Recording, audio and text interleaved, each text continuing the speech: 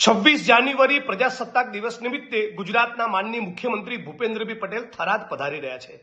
તો સમગ્ર થરાદવાસીઓ વતી એક સવાલ માનનીય મુખ્યમંત્રીને પૂછવા માંગુ છું કે આટલા દિવસો સુધી થરાદમાં દારૂ, જુગાર, ચરસ, ગાંજો, ડ્રગ્સનો કાળો કારોબાર ચાલતો હતો એ અત્યારે ચાલુ છે કે બંધ છે?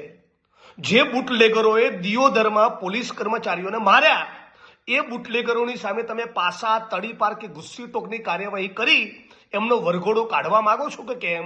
અને જો તમારાથી શેક્યો પાપડ તૂટે એમ ના હોય તો જરૂર પડે અમને કહેજો।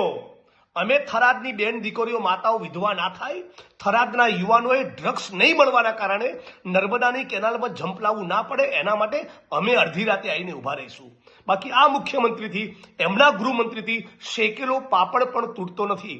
માનનીય મુખ્યમંત્રી સાહેબ, પ્રજાસત્તાક દિવસ છે, 26 જાન્યુઆરીનો પ્રસંગ, તમારા હાથમાં તિરંગો છે, ગેરંટી તો આપો કે તમારા વિધાનસભા ઘાટલોડિયામાં પણ દારૂ, ચરસ, ગાંજો નહીં વેચાય, થરાદના એક પણ ખૂણે ચરસ, ગાંજો, ડ્રગ્સ કશું જ નહીં મળે એની પાક્કી ગેરંટી, પાક્કી બાંહેધરી તમે આપવા માંગો છો?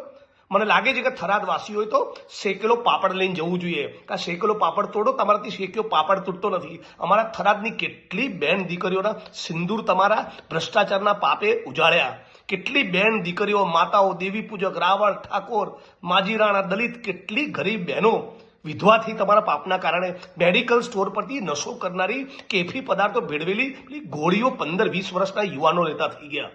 કેનાલોમાં લોકોએ જંપ લાવીને આત્મવિલોપન કર્યું ડ્રગ્સ નહીં મળવાના કારણે। તમે આવું થરાદ બનાવીને મૂક્યું।